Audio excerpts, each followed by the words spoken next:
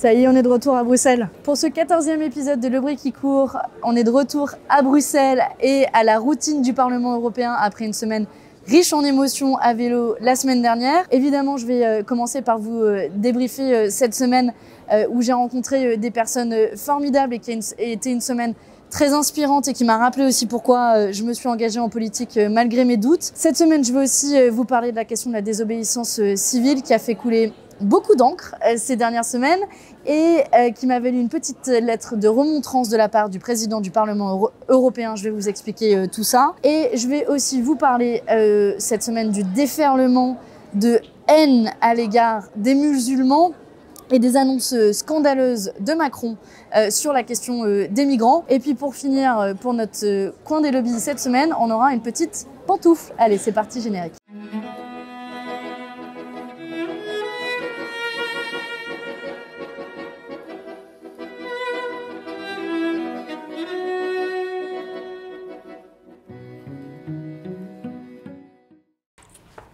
Bon, ça y est, cette fois-ci, on est rentré une bonne fois pour toutes. On va mettre nos sacoches au placard pour les prochaines semaines jusqu'à notre prochaine série d'étapes dans nos 1000 bornes dans une Europe en berne. La semaine dernière a été super intense entre Marseille et Nice. On a rencontré beaucoup de personnes, beaucoup de témoignages, beaucoup d'expériences, beaucoup d'alternatives qu'on a ramenées avec nous ici au Parlement européen.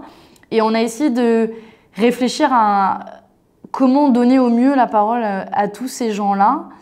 Déjà, vous pourrez retrouver dans la description de la vidéo les différents posts Facebook dans lesquels j'ai essayé de retranscrire, réfléchir, donner la parole à tous ceux que l'on a rencontrés. Donc, vous retrouverez un texte d'analyse par jour. Donc, si vous n'avez pas eu l'occasion de les voir, c'est l'occasion. Et puis après, on s'est dit, bon, comment on peut le mieux donner à voir tout cela et on va essayer de travailler dans les prochains jours et les prochaines semaines à un petit film qui va retranscrire les rencontres que nous avons faites cette semaine. Vous avez été beaucoup sur les réseaux sociaux à nous en demander plus, davantage de détails, etc. Donc j'espère que ça pourra répondre à vos attentes. C'est l'occasion aussi de vous remercier pour tout le soutien que vous nous avez apporté pendant cette semaine. On a reçu plein de messages d'encouragement pour pédaler, mais aussi de messages de salutations à toutes les personnes que nous avons rencontrées. Ça nous a fait chaud au cœur. Ça a aussi montré qu'il y a plein de manières de faire de la politique. Et pour être honnête, moi, ça m'a rappelé aussi pourquoi je voulais faire de la politique. C'est précisément pour porter ces voix, ces expériences, ces alternatives ici au Parlement européen. Et maintenant qu'on est retourné dans notre tour d'ivoire, c'est avec tout ce bagage-là, au sens propre comme au sens figuré, que l'on revient et qu'on va se battre dans les prochaines semaines. Vous avez aussi sans doute suivi toute l'aventure qu'on a eue à la police aux frontières à Menton, qui nous a de manière scandaleuse refusé l'accès du centre d'enfermement des migrants, alors que il doit être considéré comme un lieu de privation de liberté, ce qui n'est pas le cas apparemment pour eux en enfermant des migrants pendant des heures entières. Donc on va donner une suite à cela. On est en train de travailler avec les associations pour faire un recours administratif et que ces lieux ne soient plus des zones de non-droit et que ils ne peuvent plus maltraiter les migrants sans que personne, aucune association, aucun élu n'y ait accès. Et on vous tiendra bien sûr au courant des suites judiciaires à donner. Et on est déterminé à ne rien lâcher et à retourner, s'il le faut, à la frontière italienne, à Menton. Bref, ça a été une expérience super riche, difficile à vous résumer en l'espace de quelques minutes à peine. Donc j'espère que la vidéo et le film que l'on fera transcrira de la meilleure manière possible la richesse de l'aventure que nous avons eue la semaine dernière et en espérant construire pour nos prochaines semaines vertes et nos prochaines séries d'étapes de nos 1000 bornes dans une Europe en berne, un programme aussi riche, aussi diversifié à la rencontre de vous toutes et vous tous, parce que s'il y a bien une chose que je retiens, c'est quand on se donne la peine en tant qu'élu d'aller à la rencontre des gens, non pas en campagne électorale, non pas parce qu'on veut être élu, mais juste parce qu'on veut être écouté. En fait, les gens ont une méfiance a priori vis-à-vis des politiques et une fois qu'ils comprennent que vous êtes là juste pour les écouter et rien d'autre, souvent ça fait tomber ces espèces de barrières qui existent entre le monde politique et la vraie vie et que c'est aussi pour moi, une des façons de réincarner la politique et de la refaire vivre au sens propre du terme. Donc merci à tous ceux qui nous ont accueillis la semaine dernière, qui nous ont soutenus, qui ont permis cette organisation.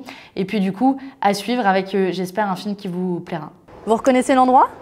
On est retourné sur les lieux du crime. C'est quand même, il y a un vrai problème. Alors soit c'est le signe de l'impuissance, dans ces cas-là, que Manon Aubry nous dise qu'elle est totalement impuissante en tant qu'élue et qu'elle en appelle à l'activisme pour si vous voulez, faire avancer ses idées.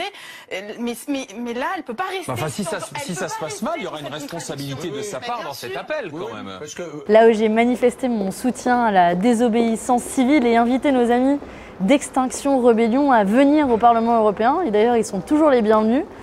Et ben, vous avez vu qu'à la suite de cette vidéo, ça a fait beaucoup réagir, notamment tous les trolls de La République En Marche qui s'en sont donnés à cœur joie sur les réseaux sociaux, mais aussi le président du Parlement européen, David Sassoli, qui m'a envoyé une lettre de remontrance à la suite de ma vidéo, notamment et qui ouvre une procédure de sanction à mon encontre, notamment parce que ma vidéo pourrait remettre en cause le bon fonctionnement du Parlement européen. Alors vous aurez remarqué que depuis ma vidéo, le Parlement européen fonctionne tout aussi bien, toutes les séances se sont tenues, et puis je pense que sur le fond, en fait, ça pose quelques questions fondamentales, cette prise de position du président du Parlement européen. D'abord, la première question qui se pose, c'est est-ce qu'on considère que des jeunes militants de la désobéissance civile, on leur ferme les portes du Parlement européen et ils ne sont pas les bienvenus ici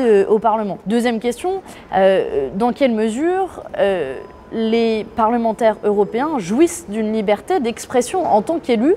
Est-ce que j'ai le droit de manifester mon soutien au mouvement de la désobéissance civile? Et puis la troisième question qui, pour moi, se pose, c'est qu'est-ce qui est le plus grave? Est-ce que c'est plus grave de manifester son soutien aux jeunes activistes de la désobéissance civile qui en appellent aux acteurs politiques pour mener des actions contre le changement climatique?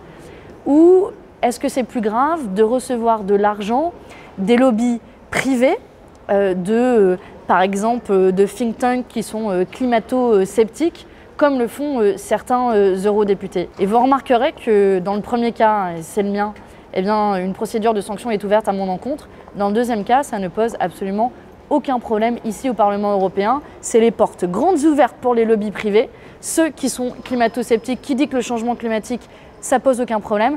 En revanche, pour les activistes pour le climat, eux sont moins les bienvenus. Alors comptez sur nous pour nous battre pour que ces portes soient ouvertes aux militants et activistes contre le changement climatique, et nous battre aussi, et on vous tiendra bien sûr au courant des résultats de la procédure qui est ouverte à mon encontre. Et comme ils ont l'air de bien aimer le sujet de la désobéissance civile, on s'est dit que c'était l'occasion d'expliquer un peu plus ce que c'était, mais aussi pourquoi les militants politiques, les activistes, en arrivent à utiliser la désobéissance civile. Et sur les questions climatiques particulièrement, et je le sais d'autant plus pour avoir travaillé pendant des années dans le secteur associatif, il y a eu à peu près 10 000 rapports, 10 000 actions, 10 000 manifs, je ne sais pas combien d'actions de mobilisation les ONG ont organisées en tout et pour tout. Et quelle est la réponse politique qui est apportée? C'est business as usual, comme on dit. On ne change rien, on maintient les mêmes politiques de libre-échange, la même politique agricole qui détruit la planète, etc. Et pas de remise en cause de notre modèle économique. Du coup, la désobéissance civile, c'est devenu un outil utile pour faire bouger les lignes. Un peu comme les gilets jaunes en sont venus aussi à prendre les ronds-points parce que, faute de pouvoir être écoutés et de dire à Macron, bah ça suffit, on a besoin d'être entendu, et puisque vous n'écoutez pas les méthodes classiques de mobilisation, eh bien vous allez nous entendre de cette manière-là, et Emmanuel Macron, tu t'en tireras pas comme ça. Et quand on regarde, en fait, l'objectif de la désobéissance civile, c'est précisément de dépasser ces blocages politiques qu'on voit notamment ici sur le sujet de lutte contre le changement climatique et des formes traditionnelles de mobilisation. Et ça a été le cas dans l'histoire des mobilisations sociales. Et je pense que c'est bien de leur rappeler le but et l'objectif. Est-ce que d'où ça vient? Ça sort pas de nulle part, la désobéissance civile. C'est pas un truc que la France insoumise a inventé. On peut penser aux suffragettes qui l'ont utilisé pour obtenir le droit de vote des femmes au Parlement britannique et qui ont envahi le Parlement au Royaume-Uni. On peut penser aux Égyptiens qui en ont fait un levier pour obtenir leur indépendance face au Royaume-Uni en 1922. Pareil pour les militants du Larzac dans les années 70 contre l'expropriation de paysans et l'extension d'une base militaire. Bref, en fait, la désobéissance civile a marqué notre histoire des luttes sociales et des mobilisations sociales de ces dernières décennies, mais même de ces dernières centaines d'années, et a marqué aussi l'histoire des victoires politiques, que ce soit le droit de vote, que ce soit pour les femmes, que ce soit le droit à l'avortement, etc. Et donc, oui, il faudra l'accepter, la désobéissance, c'est une forme de mobilisation que les activistes du climat, je persiste et signe, ont raison d'utiliser face à l'inaction politique, en particulier de notre gouvernement d'Emmanuel Macron. Et du coup, parce que vraisemblablement il y a besoin de pédagogie encore sur le sujet, qu'est-ce que ça veut dire la désobéissance civile pour moi aujourd'hui en 2019 ? Alors contrairement à ce qu'ils pensent, la désobéissance civile, ce n'est pas appelé à un coup d'État, ce n'est pas être un factieux, un violent ou autre chose. Et d'ailleurs, les méthodes de la désobéissance civile sont profondément non violentes, je le redis pour tous ceux qui en doutent. Et je pense qu'on peut résumer les objectifs et les modalités de la désobéissance civile en 4 catégories. D'abord, clairement, la désobéissance civile permet de faire parler de nos sujets en faisant de la communication. C'est ce qu'a fait évidemment Extinction Rebellion, c'est ce qu'a fait traditionnellement Greenpeace depuis des années, en s'allongeant par terre dans un centre commercial, en occupant une centrale nucléaire, etc. Ça permet de donner des images, de raconter une histoire et de mettre à l'agenda politique et médiatique un sujet qui est souvent ignoré parce que vous donnez à voir une action spectaculaire. Deuxième objectif pour moi, c'est que la désobéissance civile permet d'interroger la légalité de la loi. Oui, parfois il y a des lois qui sont immorales, qui ne respectent même pas les principes fondamentaux de notre démocratie ou de notre République. Par exemple, on peut penser à Cédric Herrou qui aidait des migrants à la frontière italienne, qui avait été condamné à 4 mois. Et le Conseil constitutionnel, finalement, lui a donné raison en disant que très clairement, il ne peut pas y avoir de délit de solidarité en France et que c'était incompatible avec le principe de fraternité qui était protégé par la Constitution française. On a vu la même chose avec toute l'histoire des décrocheurs de portraits, où ils ont été poursuivis en justice, les militants qui ont décroché les portraits d'Emmanuel Macron dans les mairies pour dénoncer l'inaction en matière climatique. Et là aussi, finalement, les décrocheurs ont été acquittés. Troisième objectif de la désobéissance civile, c'est aussi alerter pour faire changer la loi. Là, on peut penser aux arrêtés anti-pesticides qui ont été pris, notamment par le maire de Langouette. Quand il prend cet arrêté, il se doute bien qu'il y a de fortes chances qu'il soit illégal, il se doute bien qu'il y a de fortes chances que son arrêté soit annulé en justice, mais pour autant, il atteint son objectif en faisant parler de la question des pesticides, de la nécessité de les interdire. Ça fait école aussi parce qu'un grand nombre de maires veulent prendre la suite et on espère que derrière, ça débouchera à une loi qui interdit purement et simplement l'utilisation des pesticides. Dernier objectif que je vois, moi, la désobéissance civile, c'est la possibilité de créer de zones de protection. C'est un peu former des zones de résistance et là, je pense évidemment aux zones hors TAFTA, donc l'accord de libre-échange avec les États-Unis. Il y a plusieurs, au moment où c'était négocié au niveau européen, il y a plusieurs zones qui sont nées, notamment ici d'ailleurs en Belgique. Et l'objectif qui était très clair, c'était qu'on n'utilise aucun produit importé qui sont arrivés sur le territoire grâce à ces accords de libre-échange. Et donc là, in fine, ça permet de protéger une certaine zone. Et donc on voit très bien que la désobéissance civile, ça regroupe en pratique des choses et des modalités très différentes d'action. Mais l'objectif reste le même, l'utilisation de méthodes non violentes pour dénoncer l'inaction politique ou des lois iniques, que ce soit en matière climatique, en matière de protection des droits des migrants. Et j'espère que l'histoire, dans les prochaines années, continuera à nous donner raison et à donner raison à tous ces jeunes et à tous ceux qui se mobilisent. Et je peux vous dire qu'avec ou sans sanction du Parlement européen, je serai toujours à leur côté. Bon, je pense que vous avez vu. Vendredi, au Conseil régional de Bourgogne-Franche-Comté, un élu du Rassemblement national prend la parole. Moi, de toute manière, je suis d'accord, je ne veux pas de voile dans les lieux publics.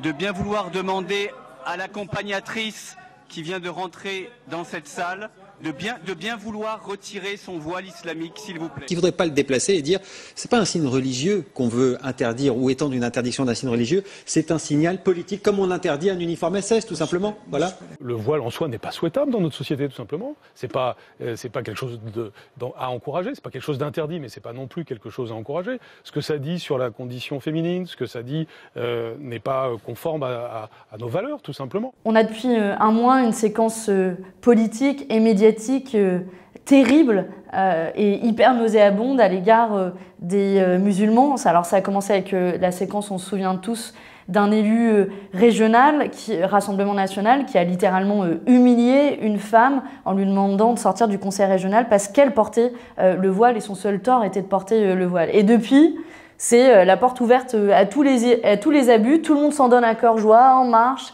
les Républicains, le Rassemblement National. Et quand on fait la liste de la séquence avec tout ce qui s'est passé, en fait, quand on les met à bout les uns des autres, c'est terrible. Et bien sûr, cette séquence a aussi été marquée par le terrible événement de l'attentat à Bayonne. Et face à ça, on ne peut pas se taire, on ne peut pas laisser faire. Et il faut dire haut et fort, stop, ça suffit, basta. Ça suffit de stigmatiser les musulmans, ça suffit de parler de religion du matin, midi au soir sur chaque plateau TV sur lequel on est invité. Ça suffit de propager la haine à l'égard de nos concitoyens musulmans. La laïcité, c'est un principe précieux en France et dans notre République. Eh ben, c'est tout le contraire. Le but, c'est précisément d'arrêter les tensions entre les religions, d'arrêter de stigmatiser les religions, de protéger la liberté de croire ou de ne pas croire, finalement de protéger le bien-être et le bien-vivre ensemble. Et tous ces gens qui, à longueur de journée, insultent les musulmans, soi-disant au nom du principe de laïcité, en réalité détruisent le principe de laïcité. Ils cherchent plus à diviser notre société qu'à la préserver et surtout à préserver son bien-vivre. Après les musulmans, Emmanuel Macron nous parle des immigrés, en plus en faisant un mélange des genres, comme si l'un était équivalent à l'autre et une terrible confusion.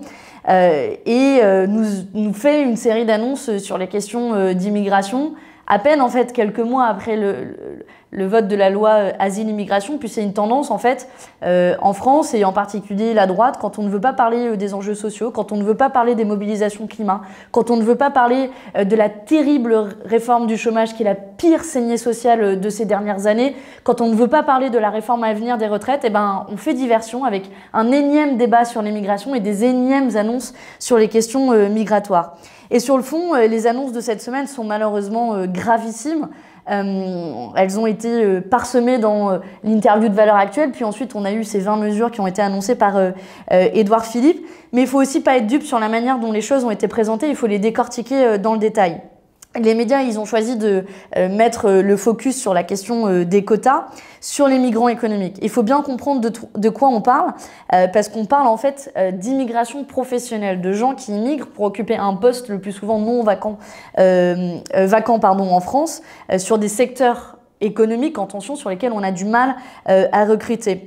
Et il faut rappeler la réalité. En France, en pratique, notre pays accueille très peu d'immigrants professionnels, beaucoup moins que dans d'autres pays, notamment les pays anglo-saxons. C'est à peu près autour de 20 000 personnes chaque année, très loin de, je sais pas, du nombre d'étudiants par exemple, le nombre de visas étudiants qui sont accordés qui sont plus de 80 000. Et il ne faut pas être dupe, si Macron parle de quotas, c'est une diversion politique pour faire entendre que la question migratoire est seulement un problème comptable. En réalité, il lance un faux débat parce qu'en pratique, il y avait déjà des quotas informels sur les questions, sur les migrations professionnelles qui étaient extrêmement limités en France. Et ce débat sur les quotas masque en réalité un autre débat qui est presque plus grave, c'est l'accès aux soins des migrants. Dans les mesures annoncées, il y a un délai de carence de 3 mois pour l'accès à la couverture santé des demandeurs d'asile. On rappelle, les demandeurs d'asile, c'est un statut légal protégé par le droit international. Ce sont des gens qui ont le droit d'être sur le territoire français. Eh bien, on leur rajoute un délai de carence de 3 mois. Un peu comme si, les maladies allaient se mettre en pause pendant 3 mois, comme si la grippe ou des maladies beaucoup plus graves, le cancer ou autre, allaient avoir un délai de carence de 3 mois. Et c'est extrêmement grave d'un point de vue de la protection des droits humains fondamentaux. Et c'est aussi penser que, je sais pas, une maladie, quand elle s'attaque à quelqu'un, ne regarde pas son titre de séjour, sa nationalité ou ses droits à la protection sociale en France. Et au final, en plus, si on veut avoir une analyse purement comptable, ça risque de coûter beaucoup plus cher à l'État français, parce que si quelqu'un n'est pas soigné pendant 3 mois, il peut être dans un état beaucoup plus grave 3 mois après. Et donc, c'est non seulement une négation des droits humains fondamentaux, mais en plus, c'est même pas efficace comme méthode. Et on a entendu les urgentistes, tous les personnels hospitaliers en grève depuis 6 mois. Jamais ils nous ont dit que le problème dans les hôpitaux, c'était les migrants. Ils savent que ce qui tue au quotidien, c'est bien l'austérité et pas les immigrés. Et ça, il faut le dire une bonne fois pour toutes. Et il faudra se mobiliser contre cette restriction des soins, qui est une concession très grave faite aux demandes de l'extrême droite. Ah, ça là, une pantoufle. Bon, allez, générique.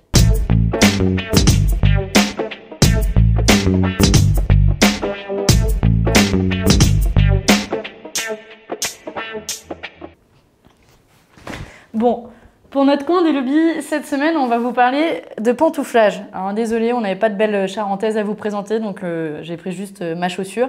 Mais cette question du pantouflage, elle est un peu sérieuse. Concrètement, c'est des gens de pouvoir qui alternent entre le secteur public, la régulation, et le secteur privé, et souvent qui font des allers-retours, et forcément ça pose des problèmes de conflit d'intérêts entre le privé et le public. Et en fait, c'est encore plus efficace qu'un lobbyiste classique, c'est pour ça qu'on les a mis dans notre camp des lobbies. Vous avez un lobbyiste qui est directement au pouvoir et qui peut prendre des mesures au service notamment des grandes entreprises multinationales. Ça va être le cas d'ailleurs avec Thierry Breton, le commissaire français, s'il est confirmé. Il vient d'une grande entreprise, Atos, une grande entreprise du CAC 40, et il va être nommé à la Commission européenne. Et donc, mon petit doigt me dit qu'il sera en position très favorable pour prendre des mesures en faveur d'Atos. Et en fait, on vous parle de cette question de pantouflage, parce qu'il y a l'exemple Thierry Breton, il y a aussi pas mal d'autres exemples, rien que cette semaine. On a d'abord Catherine Ashton. Catherine Ashton, c'est l'ancienne chef de la diplomatie européenne qui devient lobbyiste pour une énorme boîte de sécurité privée qui veut notamment faire de l'Union européenne un de ses clients principaux. Et vous allez me dire que c'est assez pratique dans ces conditions-là. On a un autre exemple en France, c'est Marie-Anne Barba-Layani, qui est l'ancienne présidente du lobby des banques, qui devient secrétaire générale du ministère des Finances. Et comme ça, on est sûr que le secteur bancaire ne sera bien sûr pas régulé du tout, avec à sa tête celle qui promeut la dérégulation du secteur bancaire. Et tout ça, derrière la petite blague de la fausse pantoufle, c'est un enjeu démocratique et c'est pour ça qu'on veut en parler. Parce que si vous avez des gens dans des postes de pouvoir politique qui représentent des intérêts privés, forcément, ils ne représentent plus l'intérêt général. Et c'est pour ça que nous, on se bat pour créer cette fameuse autorité indépendante qui contrôle les conflits d'intérêts, à la fois au moment de la nomination à des postes politiques, mais aussi quand on en sort, pour s'assurer de limiter ces allers-retours entre le secteur privé et le secteur public, mais aussi de bien séparer les deux mondes. Quand on est en poste ici, que ce soit député européen ou commissaire européen, on ne doit pas recevoir de rémunération annexe, comme c'était le cas pour Sylvie Goulard. Et à la fin, l'objectif, c'est d'empêcher ce type de pantouflage qui assure concrètement le contrôle de la prise de pouvoir par des entreprises multinationales. Et on se battra pour que dans notre coin des lobbies, il n'y ait plus de pantoufles. C'est la fin de ce 14e épisode de Le Brie qui court. J'espère que ça vous a pas trop manqué la semaine dernière. Merci à tous de l'avoir suivi. C'était assez dense, qu'on avait pas mal de choses à se débriefer cette semaine. On se retrouve la semaine prochaine pour ce qu'on appelle une mini-session à Bruxelles, donc une mini-session plénière, et l'examen des conflits d'intérêts des derniers commissaires. Quand il n'y en a plus, il y en a encore. on aura l'occasion de se reparler de tout ça. D'ici là, portez-vous bien. N'hésitez pas, comme d'habitude, à faire des commentaires sur cet épisode, à partager la vidéo si elle vous a plu, à mettre un petit pouce bleu et à vous abonner pour suivre les prochains épisodes et toutes les vidéos sur la chaîne YouTube. Allez, prenez soin de vous, à très bientôt. Ouais, j'ai un peu honte de son état. Désolée maman, promis, je vais m'acheter des chaussures